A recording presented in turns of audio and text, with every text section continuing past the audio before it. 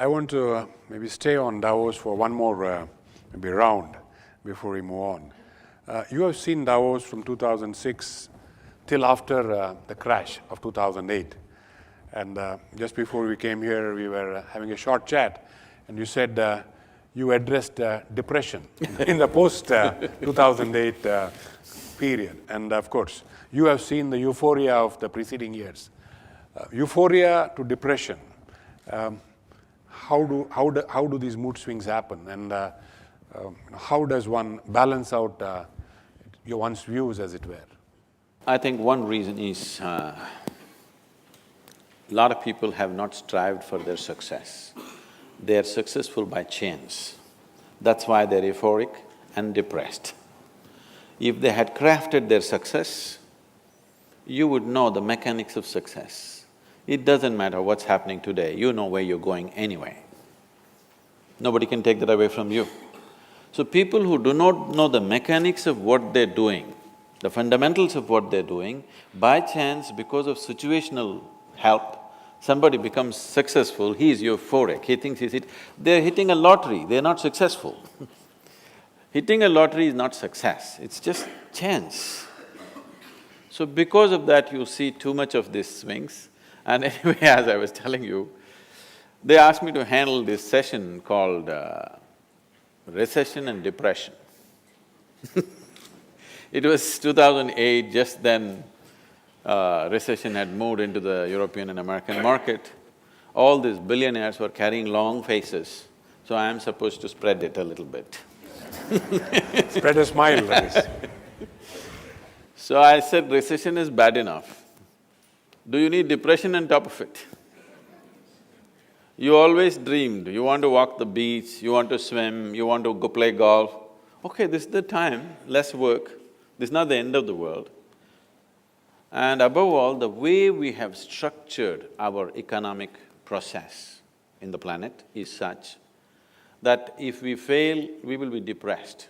If we succeed, we will be damned. I said, I prefer that you're depressed. Because our economy is all about more, not about all.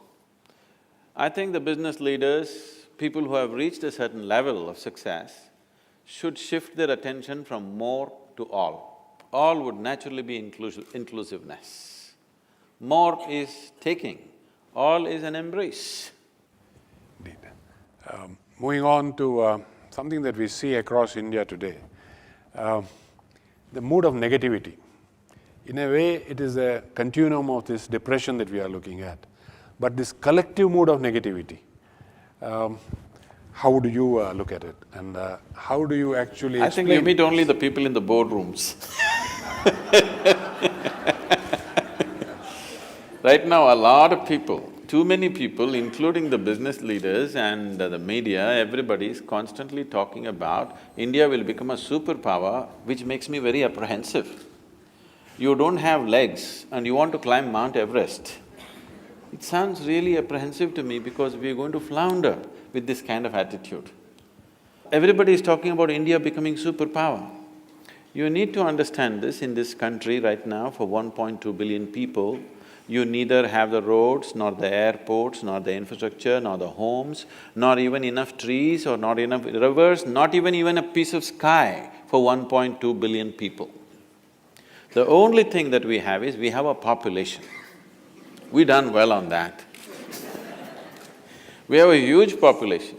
If you transform this population into a very competent, focused, inspired population, yes, we could be a superpower in a different way than you understand superpower in normal sense. Superpower means people have always thought military might and something else.